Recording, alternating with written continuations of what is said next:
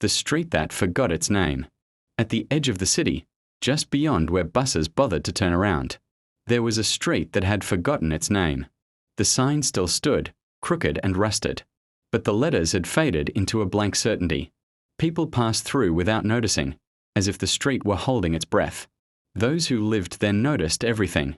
Each morning, the houses woke before their owners. Doors sighed open a fraction. Windows blinked against the light, and the road stretched itself with a low, patient hum. The street remembered footsteps long after they were gone. It remembered laughter that had cracked against the walls, arguments that had sunk into the gutters, and the quiet prayers people thought no one heard. Ada lived in the third house on the left, counting from the corner that no longer had a shop. She had arrived years ago with one suitcase and promised to herself she could no longer explain. Every evening, she sat on her front step, listening. Not to cars or voices, but to the street. It spoke in small ways. A loose stone that shifted to stop her from tripping. A breeze that carried the smell of rain just before the clouds arrived.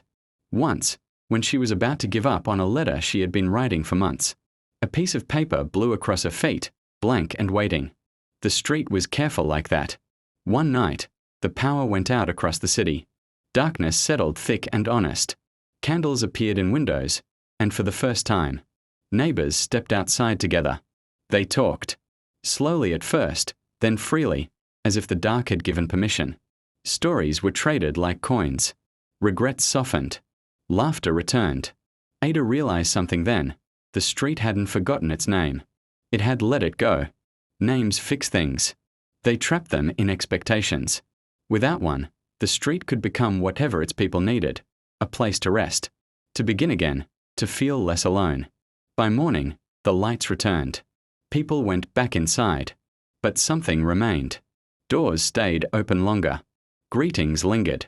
The street felt lighter, as if it had finally been understood. Weeks later, someone tried to put up a new sign. Ada watched as the bolts refused to tighten. The board slipping again and again until the worker sighed and left. The street hummed softly. Some things, once released, never want to be named again.